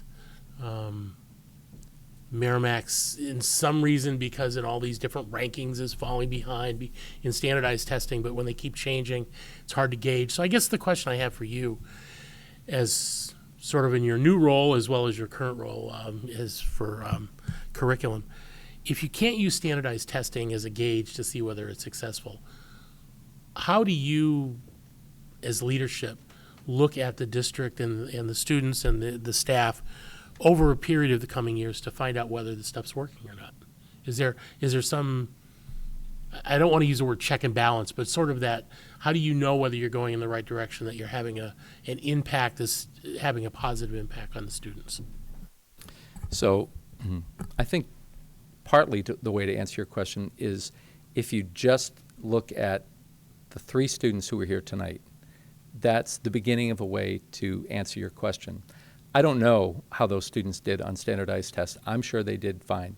But it almost would be beside the point in one respect, because if you look at what these 3 young people expressed to you tonight, they began to show you the fullness of what a real accomplished learner can do.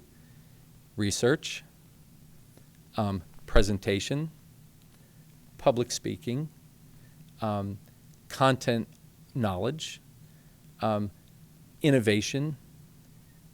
Those are the things that the 21st century college and career ready learner must demonstrate. And so and it's an intangible thing because it doesn't fall into the category of something that you can sort of easily assess and then post in the Union Leader. But we have a lot of students who can do these kinds of things. If you think of what Mr. Carl was sharing tonight, think about, he's a woodworking teacher who he quoted Latin. He's a woodworking teacher who talked as much about math and measurement as he did about how you deal with wood. He talked about instinct, turning knowledge into something you can look at. So he pulled out a table that was put together using instinct, content knowledge, math, science, senses, and created something that you can look at.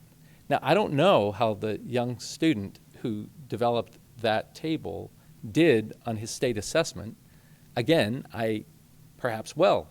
But even if it was busto, because this particular student, and I'm not suggesting, I don't know, I don't know, but even if it were not awesome, I would say, look at what the student can do.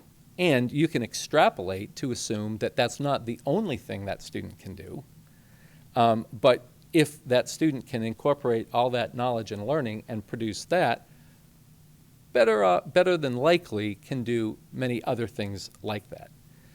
And that is not the only kind of, it's not 4 students in Merrimack, those 3 students tonight, and then the student who produced that beautiful table. It's not 4 students in Merrimack and everybody else is just flipping in the wind.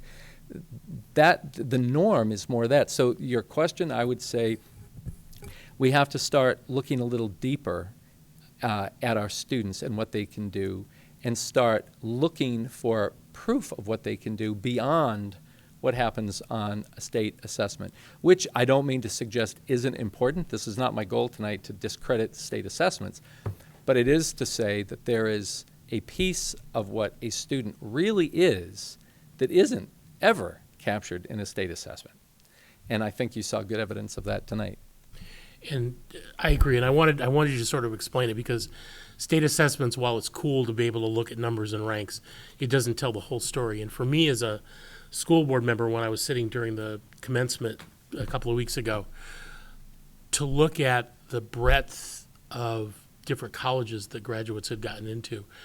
And we know that colleges these days don't just look at, standardized testing results. They look at a much broader scope.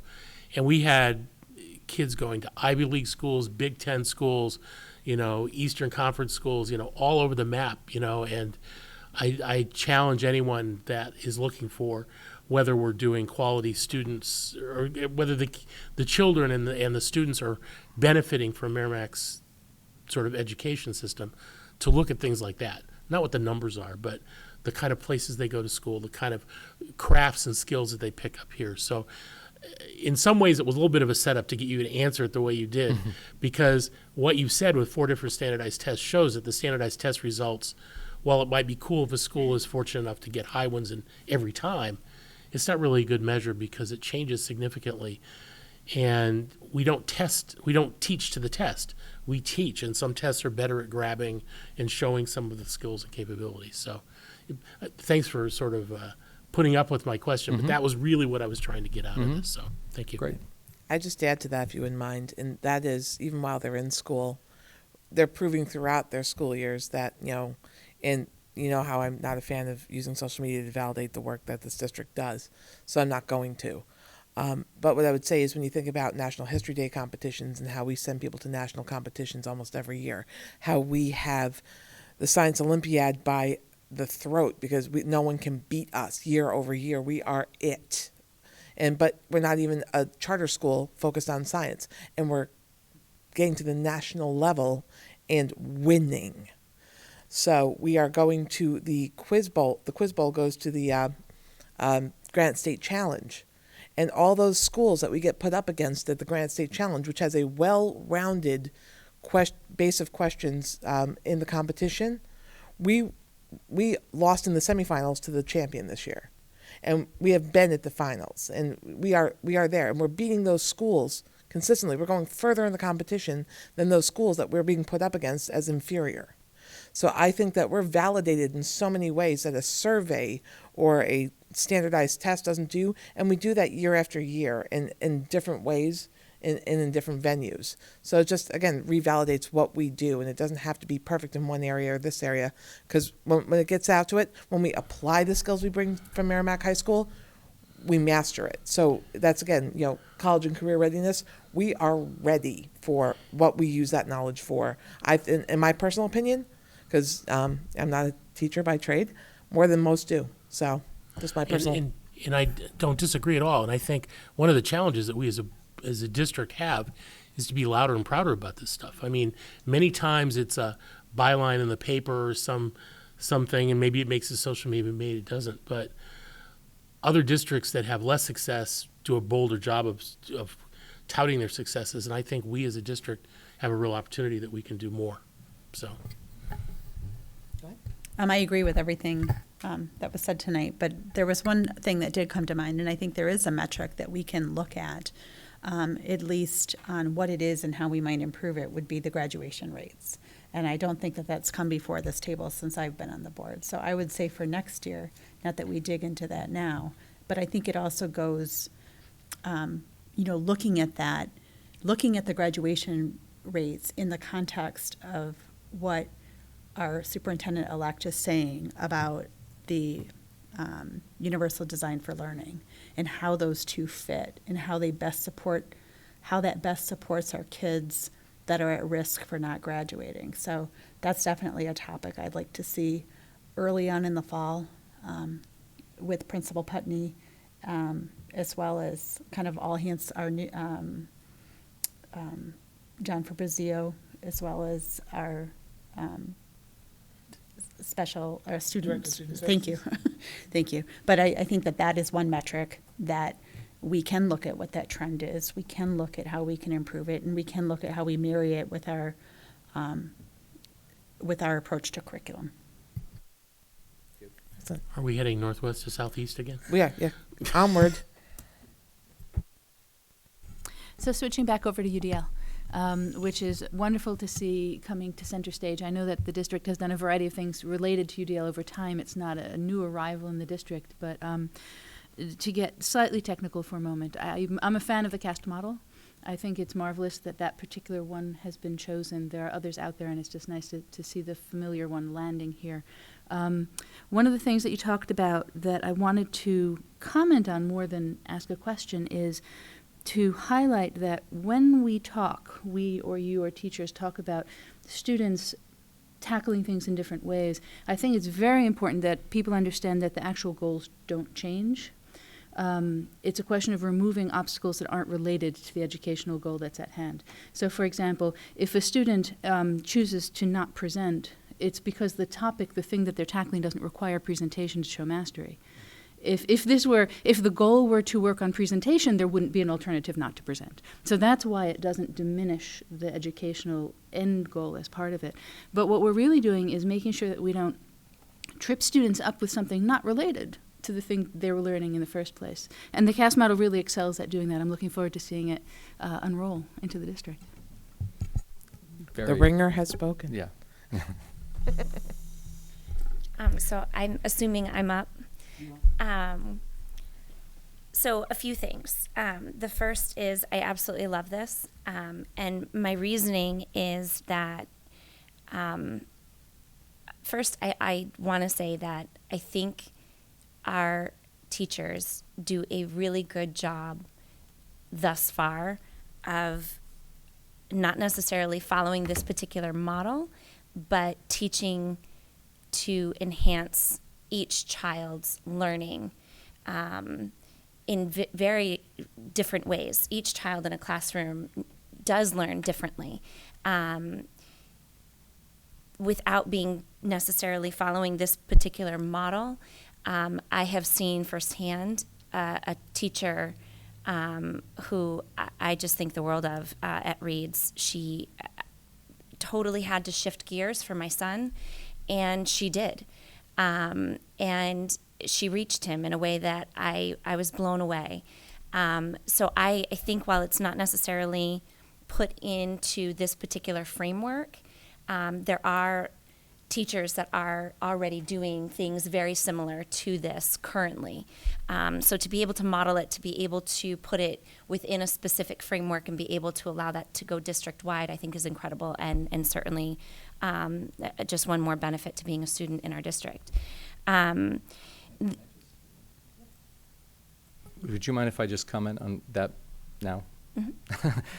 So thank you, because I certainly thank you, because I don't want to give anybody the impression that, that teachers don't do those things already. So I appreciate that you said that. The goal of UDL would be to kind of do two things: to normalize that more broadly, to leverage the people who already do, to help the way we do with everything else, to help other people. Well, what is that technique? What is that strategy? Let me get more comfortable with that. So leverage the people who are already, very good at that. And so that's really kind of the goal, but it is not to suggest that we don't already have a lot of people trying to do that. So thank you for that clarification. Absolutely. The other thing that I'd like to say is in sort of what Cinda and Andy were referencing. I think the one thing that I want to express to anybody that's listening is that our teachers go above and beyond for our students in so many ways that is not to say that education is one thing and helping a child be prepared for the next stages of life after they graduate is certainly the end goal of a district. But at the elementary level, at the middle school level, before they even reach into high school, there are different elements that are at play. And we have our own gauges for a child's success. And for one child, it might not be to do, an incredible job on a standardized test. That might not be a gauge of success for that child or a significant amount of children. The one thing that this district does so incredibly well is avoid the whole idea, at least from my perspective, of teaching to a test, but yet really focusing on making sure that we are reaching every single child in every single classroom within our district. And that is why, for me personally, the whole concept of where we rank and where we fall in whatever ranking that might be discussed, it's truly, I would challenge other districts that are more higher up on that ranking. I would like to really understand exactly where we fall short, because as far as I'm concerned, we consistently provide education, and where we're not perfect, but where we're going wrong, we have tried to shift gears and change our sails and try to reach every single child. I have not seen us ever close a door to an opportunity to help a child. So I think that this model is amazing, and it certainly allows for us to continue to do what we've done really, really well so far. Marge. I know that Cinda said that she would really love to see a focus on the graduation rate, and I think that's important. I would also commend to you that you begin to track the class of 2032, which is the first full-day kindergarten class. And I say that because the principals and teachers are telling us about the significant difference in preparation already. About the number of children that are really developing literacy skills, and it's coming so much quicker when we have the half-day program compared to the full-day program. So I think that will be a very interesting cohort to track because of what I perceive to be the advantage that this class will have that others have not. So it's kind of both ends of the spectrum. Andy? So an observation, Brandy, to what you said. So having had farmed a lot of kids through the district, right? Traditionally, and you guys can close your ears if you want to, but traditionally Merrimack's done a really, really good job at the elementary and upper elementary level with kids in inclusion and things, which is where we've had, School of the Year, Thorns Ferry and things like that. As a parent, the issues that I've observed have occurred when you start getting the transitions to middle and high school, because you've got all the social aspects that are there. You've got 3 different schools sort of feeding in with somewhat, at the time when I was there, different philosophies in the way and different abilities and things like that. And I think a lot of the work we're seeing in changing in terms of curriculum, we're not seeing as big an impact the elementary schools because there's always a lot of success there. The proof in the pudding is going to be how the middle and high school benefit from those changes at the earlier level to make them better prepared for the transitions. And I think one of the trouble is when you look at rankings and stuff, it's all based on kids popping out of the system at the far end, right? And I think that, especially what Marge said around the preparation with so many kids with full day kindergarten, following them through makes them not only succeed in elementary, but also I contend will have a better transitional path when they go to middle and high school for preparedness. A lot of the rote skills and fundamentals and things like that make them better prepared to go. The ability to have the curriculum be consistent all the way across from K up through the high school level. We've seen a lot of evolution there. To me, that is what's going to be the interesting thing, is seeing how these cohorts of students transition. You know, obviously the 2032, if we're all alive to see that hey, that's great, thumbs up, right? But even for me, seeing transitions over the next 5 years will be interesting too, to see how these classes go. And it's not standardized tests that measures it necessarily, but it's those where the kids are going to school, you know, how many are going to Harvard and places like that that show that there's a rounded education that's there, not just the individual student's ability, but the whole package, right? So. Okay. So any other questions or comments on this agenda item? If not, we're going on to the slippery slope of housekeeping. So we are on to item number 8, which is the approval of school board minutes. I will entertain a motion for May 20th, made by Cinda, seconded by Andy. Any adjustments to May 20th? Seeing none, all those in favor signify by saying aye. Aye. Opposed, none. The motion carries 5-0-0. June 3rd, I'll entertain a motion made by Brandy, seconded by Naomi. Any adjustments to June 3rd? All those in favor signify by saying aye. Aye. Opposed, none. The motion carries 5-0-0. And June 11th, I'll entertain a motion for June 11th made by Andy. Comments first? I'll move with comment after I get a second. Okay, seconded by Cinda. So the comment I have for the June 11th is you may want to say that I was excused because I wasn't there. Okay, That's the only difference. thank you very much. Okay, so all those in favor signify by saying aye. Aye. Opposed? I said, do you want to do it again? All those in favor signify by saying aye.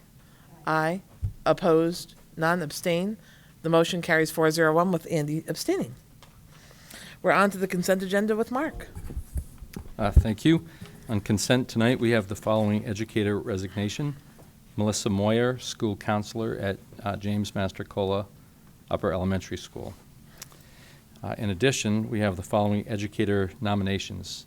Jace Lemaire, math teacher at Merrimack Middle School, and Michaela Ramsdell, math teacher at Merrimack High School. And we have the following administrator nomination. Heather Barker, Director of Student Services. And finally, on consent tonight, we have the approval of data governance and security policy. I will entertain a motion. Andy? I move that we approve the consent agenda as read, and also comment that this sort of fills the last Tetris block of the administration filling in behind the resignation of the superintendent. So we now have retirement. A complete team, yep.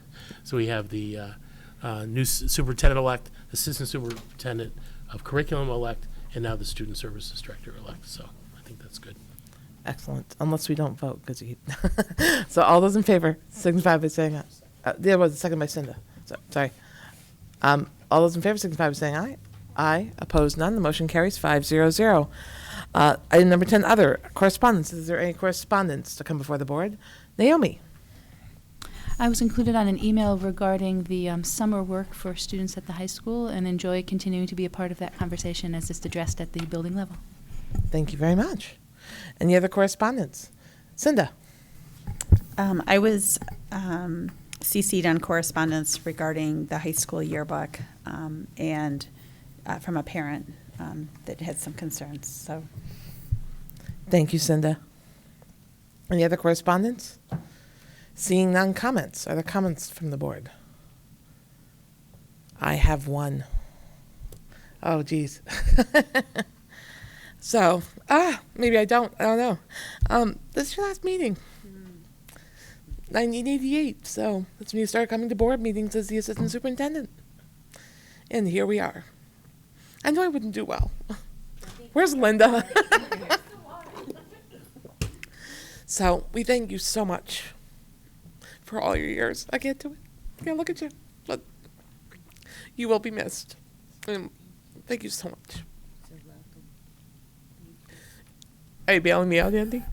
No, yeah, I was gonna try, but you kept looking that way. So Marge, as we've commented in the past, your 18 years has been, just outstanding to the district. I don't think there's anybody that I know that would say, "Oh, good, we're glad she's leaving." Even the naysayers out there in the world, I see very few of that happening at all. And I mean, I've been involved as we've talked about in the district since the 70s and earlier. And you're only the third superintendent that's been there for this whole time between Claude Levitt and Jim O'Neill and now you. So to say that you have difficult shoes to fill with the guy sitting to your left is an understatement. So, and I'm sure he's nodding his head over there agreeing.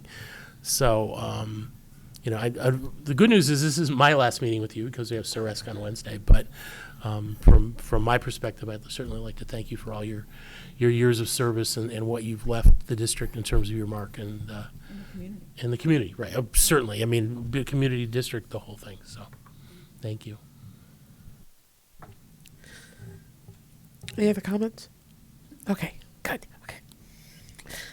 New business. Any new business from the board? Matt, was your hand up? I have no new business whatsoever. Fantastic. Well, we may have some lunch tray stuff coming up, but we'll talk later on that. We kind of got fed that earlier. Committee reports. Are there any committee reports from the board? I see Brandy and Andy, so I'll let Brandy go first. I met with the district parent group, and it was with regard to starting a district-wide kindness initiative that I'm very excited about. It could possibly begin next year, but we have decided the feedback was very positive from the district parents. So based on that, we decided to create a subcommittee that we will start bouncing around some ideas and hopefully be able to start something in the fall. But we'll be working with the subcommittee and then through the district parent group and then administration and the board. So we'll keep you guys up to date. But so I will let you know as it progresses. Thank you very much. Andy, I'm sorry. Oh, yeah, go ahead. I'm sorry. No, I'm sorry. Yeah. Okay, you got it. Andy, and then I'll go to my left. This is a prelude to a meeting. Is that in discussions with Matt as well as with Rich Hendricks from Planning and Building, some of the final data that we need around the final building option for the SAU SPED building, around the construction on the site at the Brentwood building, should be coming within the next week or so. I've been promised that Planning and Building will be having a meeting in July to go over this data, to start talking through it. So whether they will be prepared to come in July to speak or whether I will just give an update, we'll find out. But I want to let you know that body will be discussing this during the summer, because I believe our stated goal is to see if there's anything we can do with the building for next April's election. So we can't wait until fall to start this. So we're pushing that issue, and Matt providing the data that we need to fill in that last blank is going to be critical to that. So Thank you. Over to my left. Would you allow me the indulgence of going back to comment for a minute? Oh, absolutely. So I have found actually this to be a very emotional time myself, and so wasn't sure that I wanted to say anything, but I just will. So I just want to say tonight that it has been literally the joy of my life, to work with Marge Jaffrey. I can't even describe what I've learned. I can't even describe how what she has meant to me personally, professionally. And I will only say that as much as I'm looking forward to the future, I think that really my very best days have been had with Marge. And I mean that most sincerely, and I thank you for everything that you've done to me, for me, and with me. And I just thank you very, very much. I was just starting to get together, Mark, but thanks. Sitting around Marge apparently is this emotional circle over there. So we are on to item number 13, which is public comments on agenda items. We have one person who is declining the option. So we'll take a moment to sign the manifest, and we will entertain a motion to go into non-public session per RSA 91-A, colon 3, Roman numeral 2, sections A, B, and C. Made by Brandy, seconded by Andy. Brandy, how do you vote? In favor. Naomi? In favor? Andy? In favor? Cinda? In favor. And I vote in favor. The motion carries 5-0-0, and thank you and good night.